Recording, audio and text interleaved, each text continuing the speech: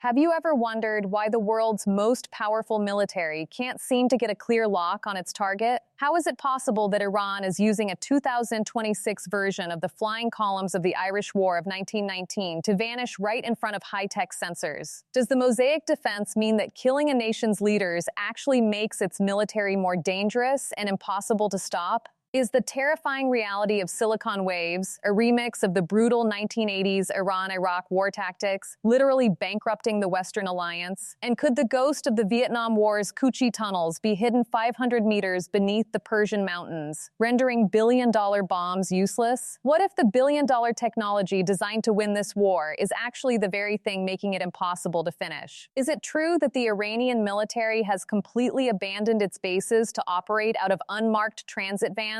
By the end of this deep dive, you will understand why Western systems are failing and why they simply cannot compute this new way of war. The first thing you have to understand is the terrifying reality of interceptor bankruptcy, driven by these modern silicon waves. To understand this, we have to look back at the 1980s when Iran used human waves. In simple terms, a human wave is when an army sends thousands of soldiers to charge at once, hoping to overwhelm the enemy's guns simply because they can't shoot fast enough to stop everyone. Today, Iran has replaced those people with silicon waves, thousands of cheap, $20,000 drones made of plastic and computer chips.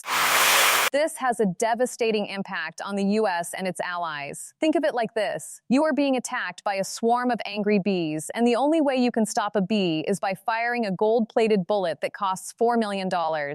You might stop the bees, but you will go broke doing it.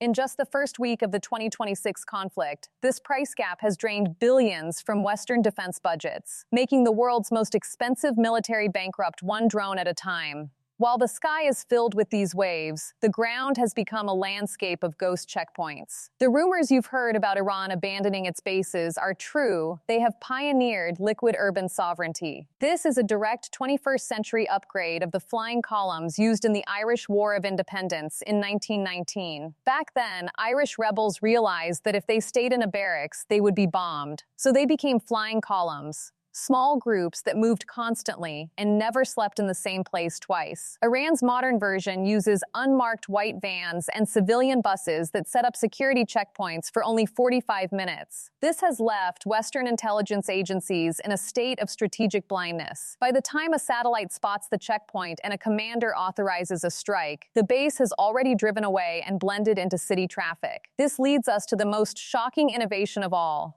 the Mosaic Defense. The world expected the Iranian military to collapse after the decapitation strike on its top leadership in late February. In a normal war, if you kill the brain, the body, the arm stops moving. But Iran prepared a Mosaic Defense, meaning they broke their army into thousands of tiny independent pieces, like a mosaic tile picture. Each piece, or each province, can fight its own war without needing a single phone call from Tehran. The impact was immediate. The US military found that killing the central leadership didn't stop the war. It just created 30 different wars that they had to fight all at once. To manage this, Iran has unified its partners into a transnational state army. They have linked groups in Lebanon, Yemen, and Iraq into one single team. Think of it as a franchise business, like McDonald's, where every location knows the recipe but operates on its own street corner. This forces the West to fight in 4 different countries at the same time, stretching their resources to the breaking point. While the world watches the borders, Iran is looking through your front door using cyber-physical battle damage assessment. Usually, an army needs a $500 million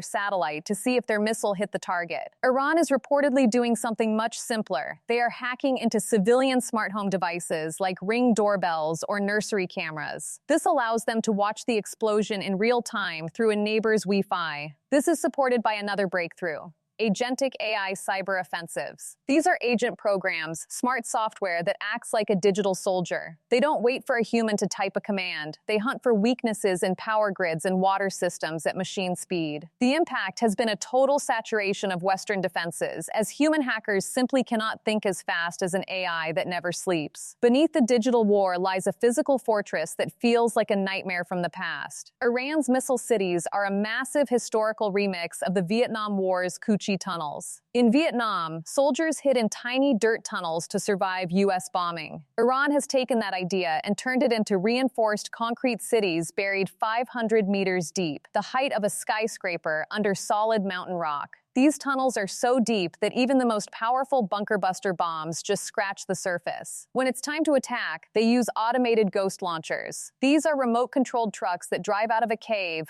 fire a missile, and then blow themselves up so no one can track where they came from. To make these launches accurate, Iran has mastered satellite spoofing. They use a Chinese satellite system called Veto to guide their missiles while jamming or confusing the U.S. GPS signals.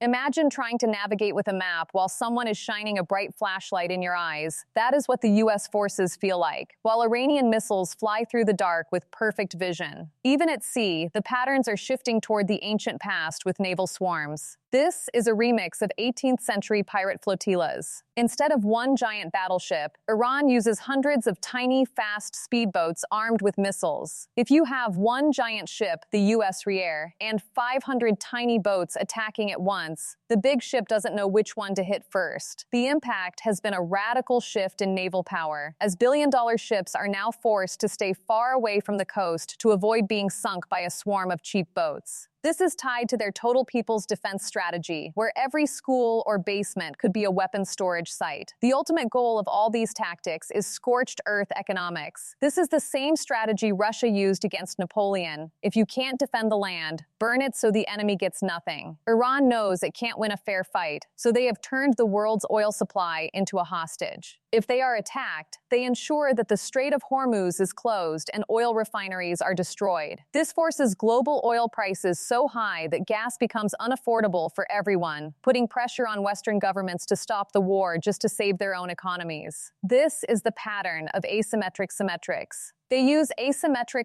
tools like cheap vans and $20,000 drones to get symmetrical results against a superpower. The West is struggling because it is looking for a target that stays still, but Iran is fighting a liquid war. They are not just breaking the rules of engagement, they are writing a brand new book. Their systems are failing because they were built to fight the wars of the past, not the ghosts of the future. Which of these mastermind strategies do you think is the most dangerous?